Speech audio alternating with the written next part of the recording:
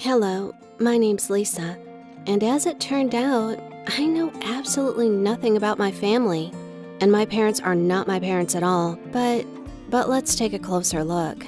I don't remember my childhood like any normal kid. Up to 5, I remember nothing, and then only some important fragments. The only thing I knew for sure was that my parents loved me, although quite peculiarly. We never lived rich. We were considered middle class, but in fact, probably we weren't too wealthy.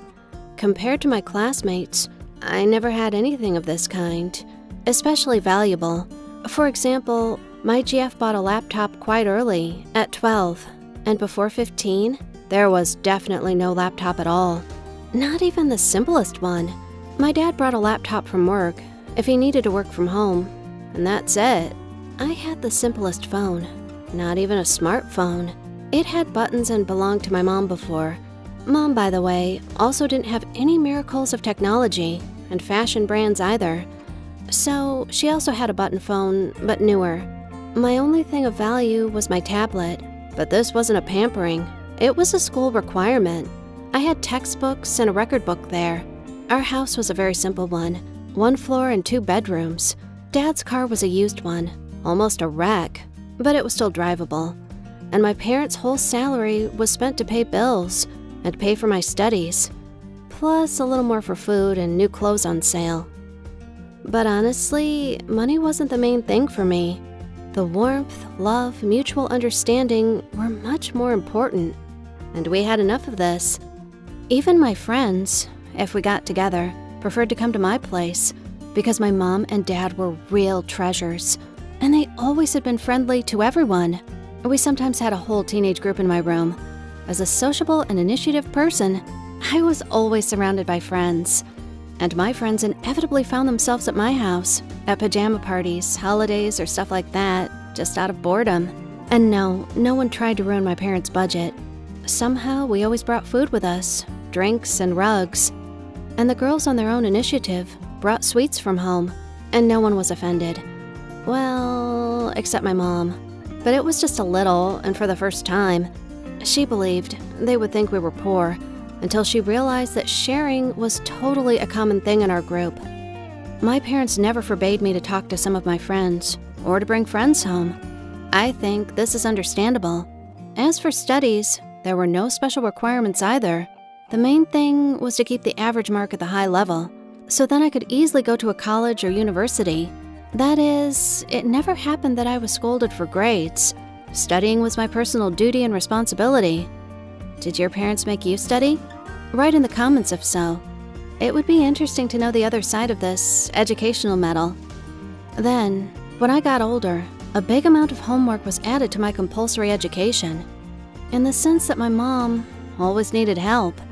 Sometimes I cooked dinner for everyone, helped her with the cleaning, washed my things in the laundry room in the basement. Well, I had to keep my room clean. If Mom found some garbage, she introduced sanctions, like a ban on my friends until I cleaned up. But I never took offense, and I didn't dispute these claims. First, it's not difficult for me to help my parents. And second, I had some experience with piglet friends, and it wasn't pleasant at all. When we came to visit one of the girls, her things were scattered around the room, and not some dresses or shirts, but socks and dirty underpants. Can you imagine? Of course, we left very quickly, and the girl made some conclusions and has always been cleaning up since then. By the way, she was so ashamed. So I tried not to spoil the place where I lived, so that it wouldn't bother me like that.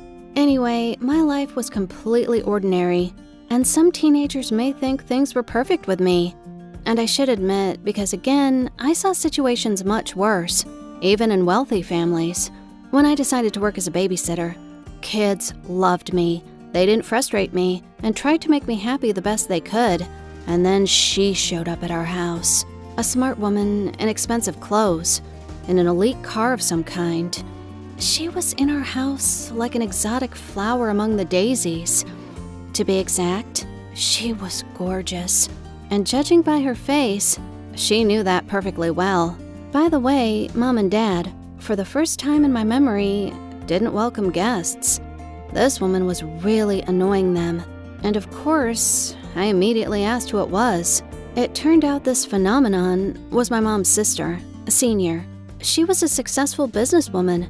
She owned some factories, yachts, luxury real estate throughout the country, and even on some islands, with a bunch of regalia and some titles. But all this didn't resolve the question. What did Ella, as she introduced herself, forget in our backwoods? Then she just drank some tea, chatted with me and Mom, and left. And I didn't understand anything, but I quickly forgot and started to do some more important things, like homework, as it won't get done by itself. I hoped it all would be over for us and things would be better. But Ella started to appear in my life quite often. For some reason, she came to my school and talked to my teachers. She came to my poetry competitions, and once, she gave me the latest iPhone and praised me for first place in the competition. Honestly, these things began to strain me because it was more like a classic persecution. So, when Ella came again, I told my mom I was being persecuted with some strange intentions. And it was unpleasant for me. But Mom only shrugged and asked me to be patient, as if she could do nothing. I already wanted to play Detective Story and figure out what was going on. I even started to prepare. I reread a couple of novels and talked to my friends, but it turned out all my preparations were in vain. The truth came out itself, although I would prefer to never know it. Ella confessed everything at our next meeting. In fact, she was my mother. And now, Lisa, you gotta cope with such kind of information. Uh-huh. Of course, I didn't believe it at first. Well, I still hadn't lost my mind just to believe a stranger. But to my deep regret, Ella had all the documents in her hands, including my birth certificate, where in the column Mother, Ella was inscribed, and in the column Father was some left-handed dude I had never heard of. When I hysterically rushed to my mom for the confirmation, or a refutation, not sure what I wanted to hear then, she only nodded and helplessly shrugged. I had never seen her like this before. At the same time, I was very angry with Ella and upset because I had problems. It was very painful. And Ella didn't calm down after the confession. She began to ask me, or rather to order me, to move to live with her, saying my parents are not able to give me what I deserve. And in her house, I would have everything I ever wanted. Fancy things and gadgets, and the best technologies, the best brand clothes and the best teachers. She promised to send me to a wonderful school, to the best universities in America and Europe. All I could ever wish for, even the moon from the sky. It was so strange. You know, some things should never happen to kids, no matter how old they are, because anyway, it's not clear how to react to such things. Agreeing would be like death or betrayal, and refusing, well, these are the prospects. Anyway, everything was very muddy and bad. But one question remained open. How did it happen that I was raised by my mom and dad, not by Ella, and this guy who was listed in my documents?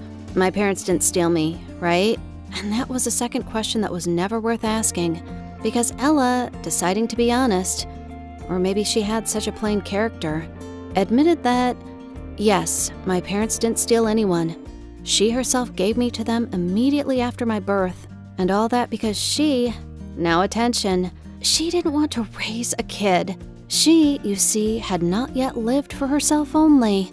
That is, she and that guy simply abandoned me like some kind of a thing, a toy. They didn't even think I was actually alive.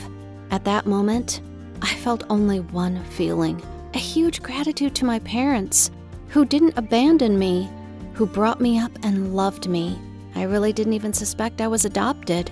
And while my parents didn't sleep at night, tormented with my growing teeth, saved money for my studies, in the end, they simply refused themselves the things they wanted, to give me much food and clothes, and then a good school education and prospects in life. Ella traveled the world, had fun, built her business, and now she came to our house and spoke of justice? How dare she? But all my moral dilemmas instantly fell into place. I sent Ella to hell and asked her never to return.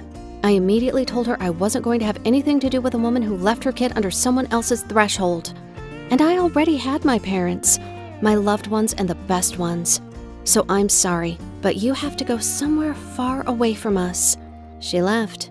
My parents cried and apologized to me, and I cried and said how much I loved them. There were many tears. Yeah, but as a result, we decided to just forget about it and live as we did before. Nothing has changed. Well, except that I learned the unnecessary truth. So there is no reason for nightmares. I never saw Ella again, and frankly, I didn't try to see her. I don't know what happened to her or where she went. These aren't my problems.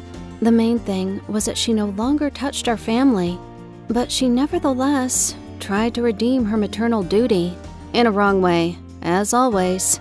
Instead of an apology, Ella opened a bank account in my name with some completely astronomical amount and a will left in my name. My parents and I thought and didn't refuse. Now, we don't need this money, but I'm growing. I may need it. Although, honestly, I really wanted to proudly refuse. This is my story. Better than TV shows, yeah. Write in the comments if you've ever encountered something similar. Don't forget to share this video with your friends. And love your parents, whatever they are.